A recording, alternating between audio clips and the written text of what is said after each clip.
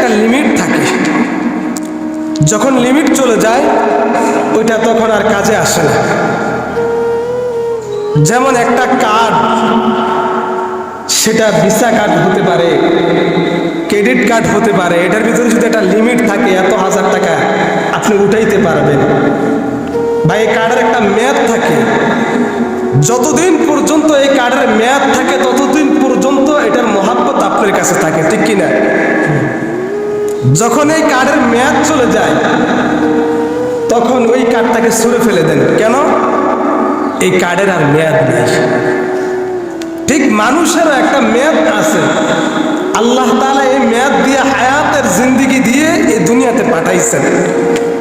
এই হায়াতের জিন্দেগি মানুষের ভিতরে যে প্রাণ পাখি যতদিন পর্যন্ত থাকে, যে হায়াত নামের দৌলত, যে রূহ আমাদের ভিতরে আছে, এ রূহ যতদিন পর্যন্ত আছে এ মানুষ নামের এই কার্ডের অনেক দাম আছে, ঠিক কিনা?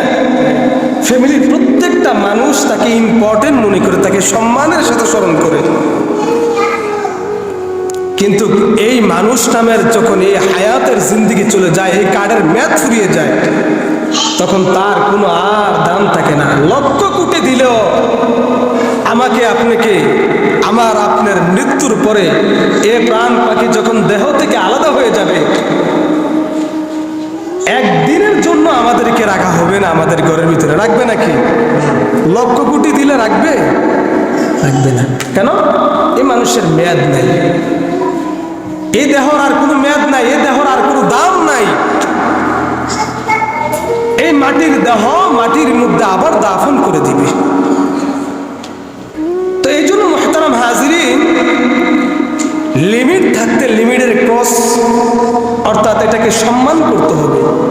টাকা আছে অযথা ফুরানো যাবে না, হায়াতের জিন্দেগি আছে এটা অযথা নষ্ট করা যাবে না, এটাকে প্রাধান্য দিতে হবে। নিজের আমলের জিন্দেগিকে সিটিং ফিটিং করতে হবে আখিরাতের জন্য, আখিরাতকে গুছাইতে হবে। আমাদের প্রত্যেক দিনের মেসেজ একটাই আপনাদের কাছে, সবসময় এই মেসেজটুকু আপনাদের কাছে পৌঁছানো হয়। এই মেসেজটুকু হলো, যেই দুনিয়াতে আল্লাহ তাআলা আমাকে আপনাকে পাঠাইছেন তার গোলামি করার জন্য, তার ইবাদত করার জন্য। তো তার গোলামি, তার ইবাদত সময় থাকতে সময়কে প্রাধান্য দেওয়া।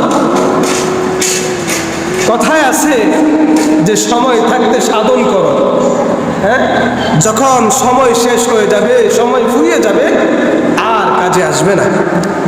এই জন্য সময় থাকতে সাধন করে নেন।